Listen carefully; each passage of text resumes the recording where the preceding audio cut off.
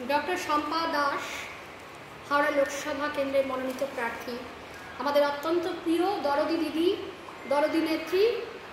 তার প্রচারে আমরা সকাল থেকে বেরিয়েছি। আজকে ঈদের মরশুম চলছে, ঈদের উৎসব চলছে। আজ থেকে দেখতে পাচ্ছিলাম বিভিন্ন ফ্লেক্স ব্যানার, যে আমরা দেখছি, বহুদিন থেকেই দেখছি, জনগর্জন সভা। জনগর্জন তো মানুষের হয় না, পশুদের হয়। এখানে পশুর রাজ্য চলছে, মানুষকে পশুর সাথে তুলনা করা শুরু করে দিয়েছে। তাই আমরা আমাদের মনোনীত প্রার্থীরা, আমাদের সক্রিয় কর্মীরা, আমরা প্রত্যেকটা সাধারণ মানুষের ঘরে ঘরে চলে যাচ্ছি।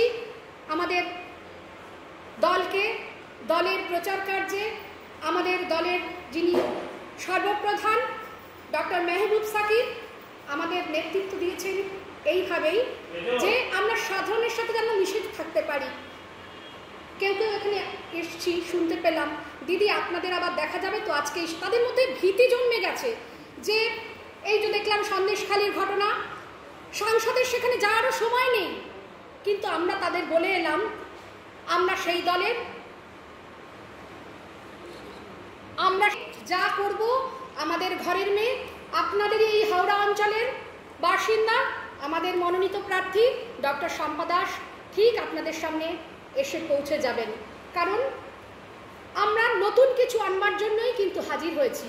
ডক্টর মেহবুব সাকিরের নেতৃত্বে আমরা হিন্দু মুসলমান সব কিছু বয়কট করে, সংকীর্ণতা বিসর্জন দিয়ে, জাতপাত নিপাত যাক, এই রাজনীতি বয়কট করে আমরা কিন্তু জনসমক্ষে এসে হাজির হয়েছি।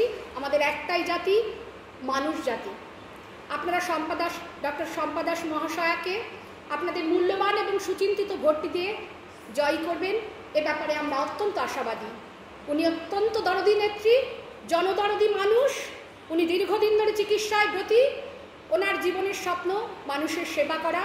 আর এই রাজনীতির মঞ্চ থেকে, এই রাজনীতির অঙ্গন থেকে তিনি যেন প্রত্যেকটা মানুষের মধ্যে পৌঁছে যেতে পারেন। ধন্যবাদ।